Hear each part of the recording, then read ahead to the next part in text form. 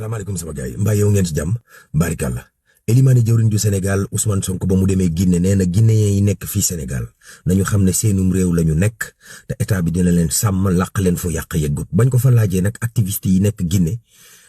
ni ñuy disparaître maanaam ni ñuy toggee ba mu yàgg ñu ne mër rek mu ne problème mu réewu jàmbur wax dëgg yàlla dama koy bàyyeeg waa réew moomu ñu seere ko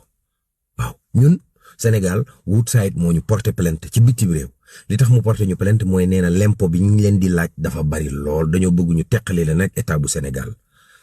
Adama Fall borom 70 millions moom nangu na ni moom moo def ñoom mbéjee ca Wave bàyyi nañ ko ak sursis yaari weer Major Kandji ca Kaolack moom it joxe na wotoom boo xam ne biñ ko xaymaa toll na ci 13 millions de francs CFA ñu bàyyi ko mu dem moom it waaw nan la tuddati benn waay daal moo nekkoon tribunal di wootee procureur Umar la tudd sant Thiam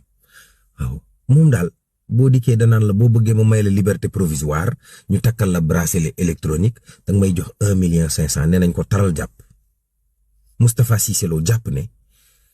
mbayum Sénégal li tax mu taggatémbe demut mooy ñi ñu dénk secteur bi ñoo ko xamut ñoo ko minute ñoo ko maîtriser wut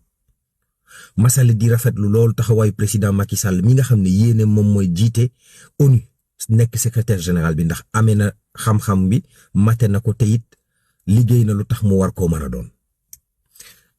Thierno Alassane Sall daal ne diggante mai 2024 ba mai 2025 état bi fi nekk lépp nañ 1694 milliards loolu lañ bëgg ñu indil leen ci ay leeral Ibrahima Lissa Faye taskatu xibaar ba bind ab leetar jagleel ko Diomaye ak Sonko di leen xibaar ci tolof-tolof yi këru taskatu xibaar yi am ci Sénégal lu ñu cey xaar tabaski lañ jëm tëyër yi tàmbali nañoo fees xudoo beeg jox ma sama ñëw léegi mu takkar naa si waaye chauffeur si ñoom tàmbali nañoo yokku paas yi ñeen doog jàmm